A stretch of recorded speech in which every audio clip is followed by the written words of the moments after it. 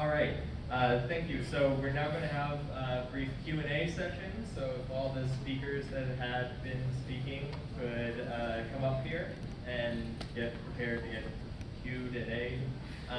So we've had two concepts that have been introduced, right? We had the story of the starfish, which illustrated that you can do things to make a difference.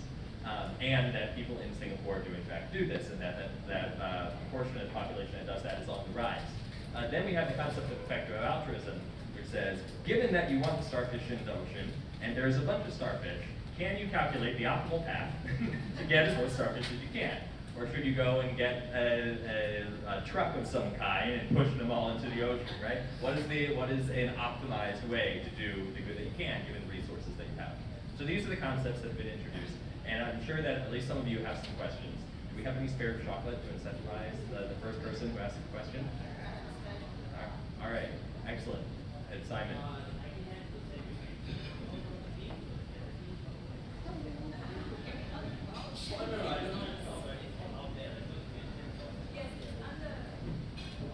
It's under the study of the Institute of Public Character. We are looking at the Annual Charities Commissioner report, and that's what we found so far. So most of those charities actually, the government gives 3 times as much as all private sector, all private individuals combined. So that's one situation where you can see where the government chooses very heavily who to give to, and that's where you can see also why 10% receive 99% of the nations. So that's something that we think at least could use more clarity and transparency, because right now, as we go through the report, we're not finished yet, but that seems to be, we could use a lot more clarity right now.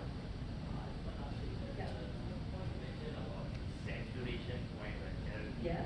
How do you all measure that?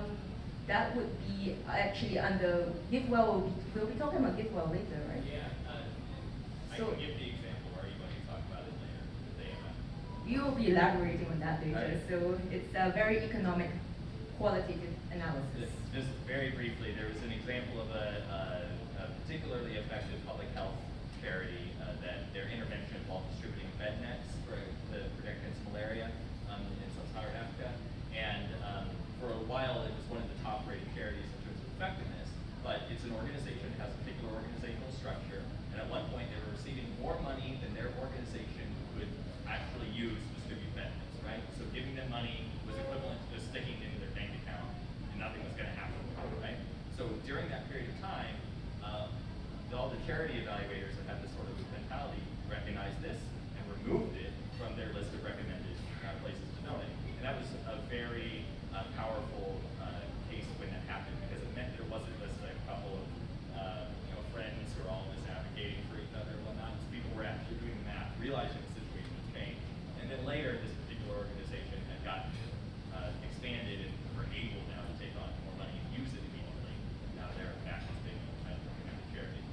And as a reward for asking such a question, you get a free book. So you get to pick one of these, right? And this will happen for anyone else who asks a question. You don't have to keep it if you don't want to, but you'll have to give it to someone else effectively.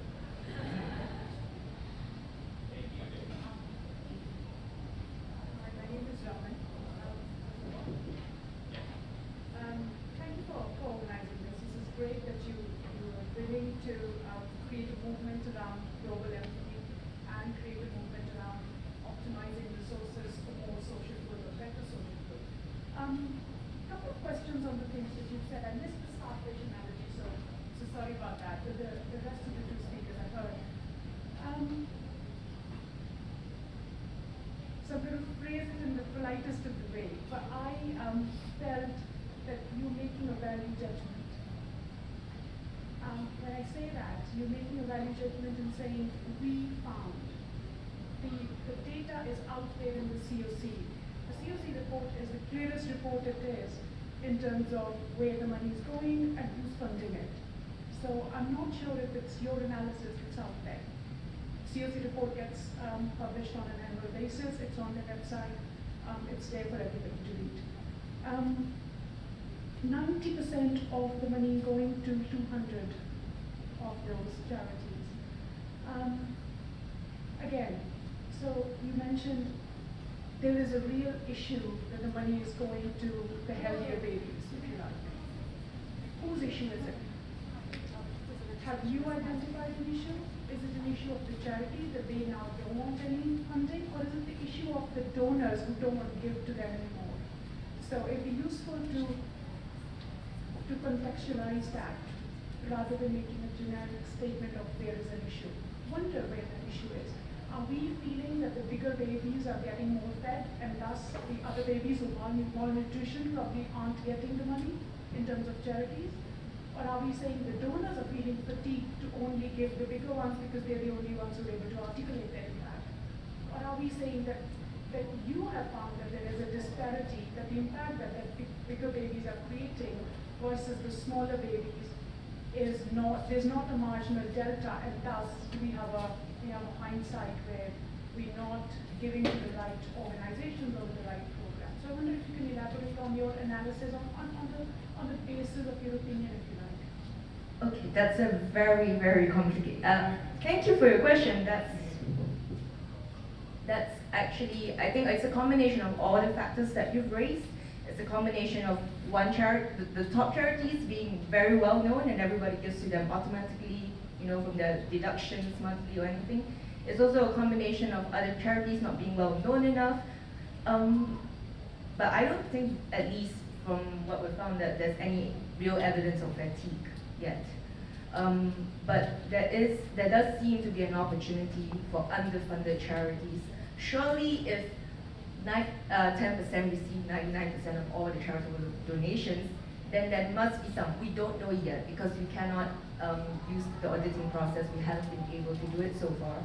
But surely there must be some way where it becomes apparent that the charities have received the most they can do.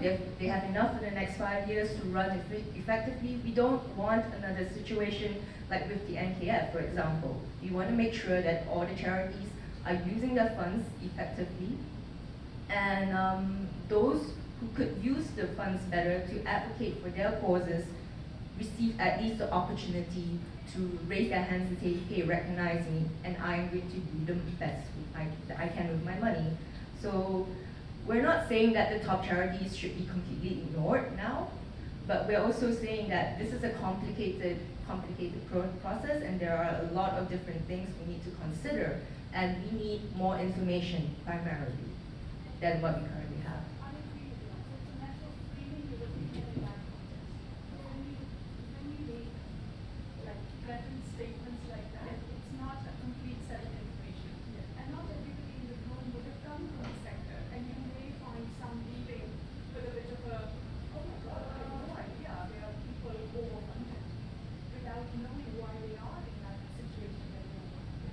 So from a regulatory perspective, there is Charities Commissioner, and they regulating whether the money is getting used in the best way. And I think,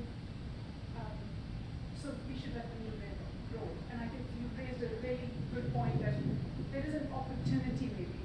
So there are two ways to look at it. One way would be, are we going to penalize the ones who are able to advertise for themselves better? Because you said that these are funded because they are able to tell their story better. So from that perspective, are we going to penalize them? Because essentially we are saying that the others should be selling their story better. So if we frame it like that, that there are causes and social impact situations which can be better amplified, and then you want to do that amplification and you want to support that work, then we have a story to tell. Then we have a positive story to tell. Yeah? I just want to touch on your, not to drag this on further, I'm sure other people have questions, but from a regulatory perspective, because you said I'm a lawyer, so I picked that up.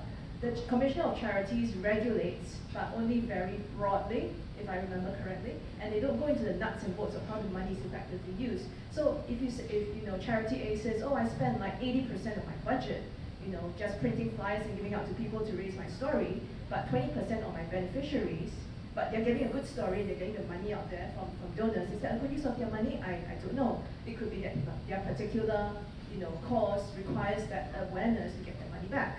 On the other hand, a smaller charity that only spends 20% of publicity, doesn't have publicity, but 80% of its money on the people they're serving, does that make them a better charity? Maybe they do. The commissioner doesn't look into any of that. The commissioner just cares about whether you're reporting, your money, and the support you're getting. Yeah, exactly. So, yeah, it's a good question. We can talk more about it later. Does anyone else have any other queries?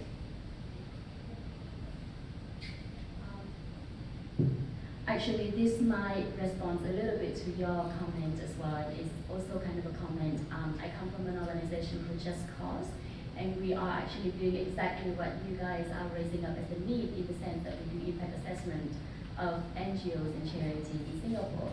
Because one of the, maybe in terms of the framing, I'm coming from social science, so like this whole framing issue is very important as well, but one way to frame it is the lack of public information in the sector. And that's what we found after doing a lot of consultancies directly to the donors, is that each donor would commission these kind of organizations or consultancies to do assessment of NGOs that they want to give money to, but this information is completely stay within the contractor.